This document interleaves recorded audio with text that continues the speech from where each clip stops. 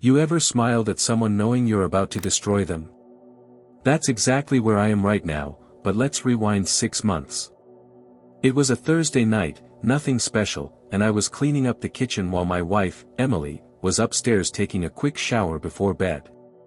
Her phone buzzed on the counter, and normally I wouldn't even glance since we trusted each other, or at least I thought we did.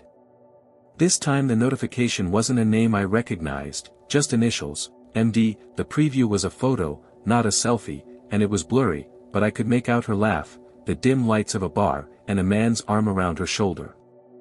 I froze, my stomach dropped like I'd swallowed a brick, and I tapped it open to find more photos, one of them kissing her cheek, another with his hand on her thigh. My pulse went crazy as I heard the water turn off upstairs, so I shoved the phone back exactly how it was.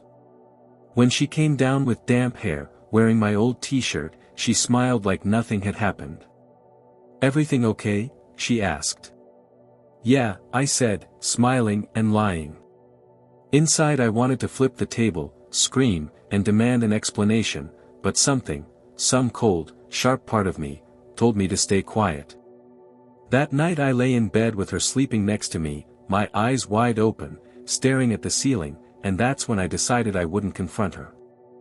I'd play along, make her feel safe, and when the time was right, I'd burn her world to the ground. The next morning, I woke up before her. Made coffee. Toast. Even scrambled eggs, which I never do. She came downstairs, surprised. "Wow, what's this for?" I kissed her on the forehead. "Just because." She bought it. I could see her relax, like that blurry photo in her phone didn't exist. From that day on, I turned it up to 11. Flowers, just because. Surprise date nights. Long hugs. Listening to her work stories, even when I wanted to throw up from the lies dripping off her voice. But behind the scenes, I was documenting everything. Passwords. Locations. Who she texted. What time she worked late. I bought a tiny GPS tracker for her car. Installed a discreet camera in our home office where she sometimes took calls. And it didn't take long before I struck gold. 2 weeks later, she said she was meeting Sarah from work for drinks. I nodded, kissed her, even handed her a 20 for the Uber. The second she left, I pulled up the tracker app. She wasn't heading downtown, she was going to a hotel. My phone buzzed. The office camera caught her coming in earlier that week, with him. The man from the blurry photo. I zoomed in on the video, and for the first time, I saw his face clearly. It wasn't just some random fling. I knew him. When I zoomed in on that hotel footage, my heart started pounding for a completely different reason. The guy wasn't some random dude. It was Mark. My so-called friend. We'd known each other for almost 10 years. Played poker together once a month. He'd been to my house for barbecues. Hell, I was best man at his wedding. And now, he was sneaking into a hotel room with my wife. For a minute, I just sat there, staring at the paused video. The rage was different now. It wasn't just betrayal. It was betrayal with layers. I thought about calling him right then, about ripping into him until his ears bled. But no. That would give him, and her, a chance to scramble, to spin a story. Instead, I saved the video. Made copies. Sent one to a secure cloud account only I could access. The next weekend, Mark came over like nothing was wrong. We were out in the backyard, drinking beers, talking about football. I studied his face. The fake laughs. The easy way he talked about Emily's amazing cooking. And that's when I decided this wouldn't just be revenge. This would be surgical. I wasn't going to just ruin their fling. I was going to ruin both their lives. Step 1 was making them feel safe. If they thought I suspected anything, they'd get cautious, and I couldn't have that. So I doubled down on being the cool husband. Invited Mark over more often. Suggested couples dinners, me and Emily, him and his wife, Anna. Watching the four of us at the same table was like sitting in the middle of a twisted play where I was the only one who knew the script. And Emily? She got comfortable. Too comfortable. I'd catch her smiling at her phone when she thought I wasn't looking. Once, I accidentally walked in while she was changing, and her phone lit up on the dresser with a message from Mike. Mike. Sure. I started collecting GPS logs showing every late night at the office. Screenshots of texts. Hotel receipts, the idiot actually used his credit card. Audio recordings from a tiny mic I hid in her car. Every time I got a new piece of evidence, I'd file it in a folder I named Taxes 2024, because there's no way she'd willingly open that. But here's where it got fun. I started feeding them tiny false bits of information. I told Emily I might be getting a promotion that would mean more travel. I told Mark I was thinking of surprising Emily with a big gift for our anniversary. And they started slipping. The more they thought I was distracted, the bolder they got. One night, Emily left for yoga. I watched her car's GPS ping at Mark's house. 10 minutes later, Anna, his wife, texted me a photo of their dog on the couch. Only, the couch in the background wasn't theirs. Anna didn't know it yet, but she had just given me the final piece I needed to set up the perfect ambush. I didn't want to blow everything too soon, so I eased into it with Anna. We were standing in her kitchen after a neighborhood barbecue. Mark and Emily were getting more drinks, which probably meant they were somewhere exchanging those disgusting little glances. I leaned against the counter and said, "Anna, can I ask you something, kind of weird?" She looked up from the sink, curious. "Sure." I slid my phone across the counter. On it, the photo she'd sent me of the dog on the couch. "That's not your couch, right?" Her eyes narrowed instantly. She didn't say anything for a full 5 seconds. Then, "No. It's not." I saw the realization wash over her. She wasn't stupid, she connected the dots fast. We didn't say "affair" out loud. We didn't need to. From that day on, Anna became my silent ally. We'd swap little updates, when Mark told her he was working late. When Emily claimed she was meeting a friend. Even when they wore the same clothes from the night before. It was almost fun. In a dark, messed up way. Like playing undercover cops in a movie. The best part? Anna had access to Mark's emails. One night, she forwarded me a whole thread of his travel bookings. They'd planned a weekend getaway in 6 weeks. A cozy cabin in the mountains. Romantic. Private. Perfect. I stared at that confirmation email for a long time. Because I knew exactly where they'd be. And I was already planning to be there too. The second I saw that cabin booking, the gears started turning. This wasn't going to be some messy, impulsive confrontation. No, this was going to be surgical. First, I booked another cabin. Same weekend. Just down the road. I told Emily I had a work conference that weekend. She didn't even try to hide her relief. Then, I started planting seeds. 2 weeks before their trip, I casually mentioned to Anna that Mark should get away for some time, making sure she'd suggest it, so he wouldn't suspect me. Anna played her part flawlessly. The night before they left, I packed my car, DSLR camera with a zoom lens. Voice recorder. A copy of all the evidence I'd gathered so far. A little surprise in a plain envelope. When I got to the mountains, I parked far enough away to avoid being seen. The cabin was perfect, secluded, with big glass windows that looked out onto a frozen lake. They had no idea I was watching from the tree line.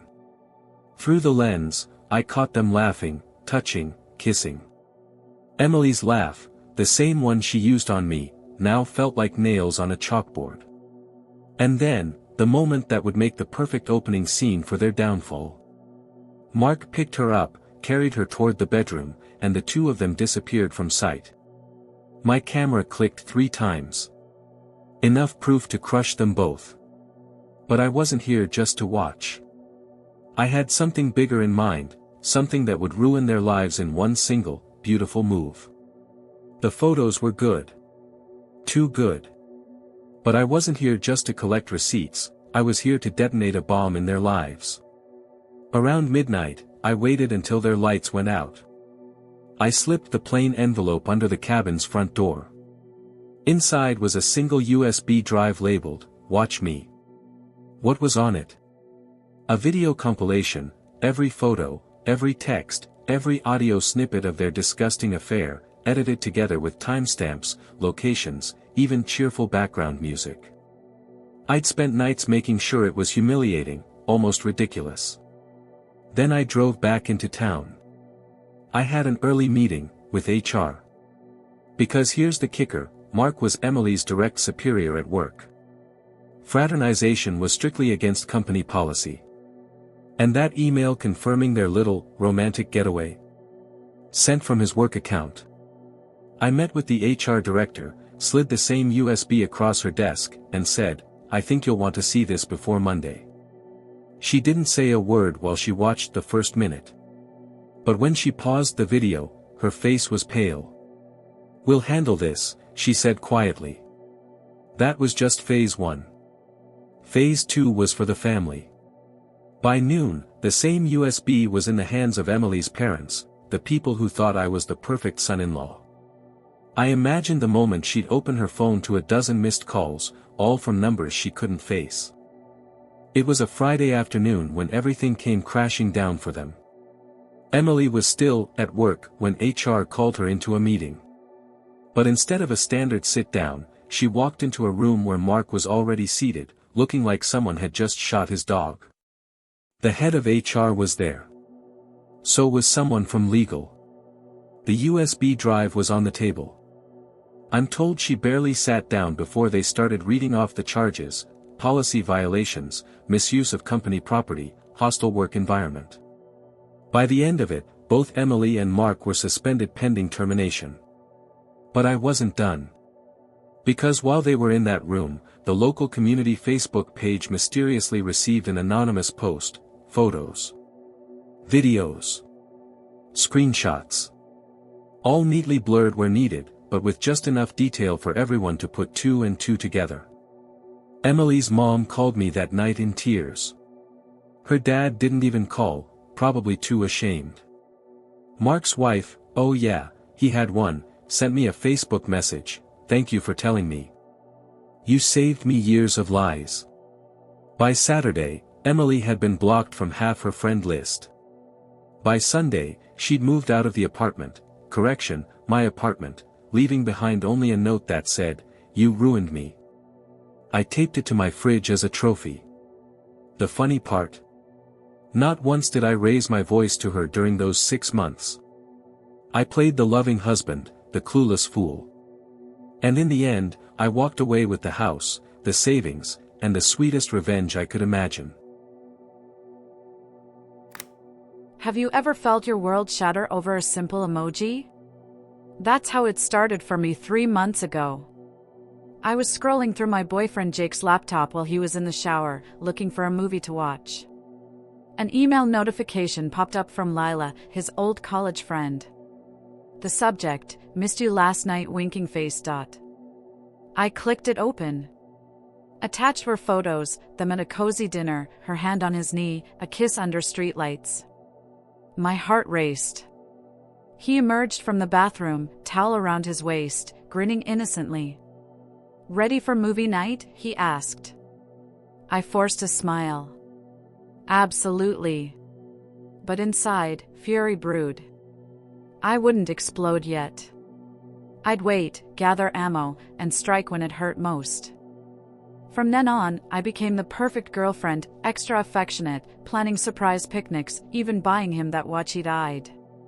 He lapped it up, texting me sweet nothings while probably sending spicier ones to her. Secretly, I hacked his accounts with a keylogger app I'd downloaded. Screenshots piled up, flirty DMs, hotel bookings, even a shared Spotify playlist called Our Secret Vibes. One evening, he said he was grabbing drinks with the guys. His location tracker, slipped into his wallet, showed him at Lila's apartment. I knew her too, she was my yoga instructor. The betrayal stung deeper. Time to turn the tables. Lila wasn't just anyone, she ran the yoga studio where Jake and I met. Digging deeper, I found out she was married to a tech mogul who owned half the apps in town. I reached out anonymously to her husband via a burner email, sharing a teaser screenshot. He replied fast, "Prove it." We met in a coffee shop, I showed him the folder. His face hardened.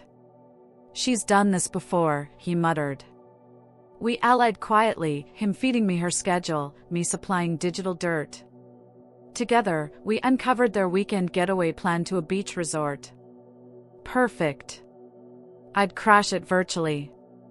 I didn't confront them directly. Instead, I cloned Jake's phone and mirrored it to mine.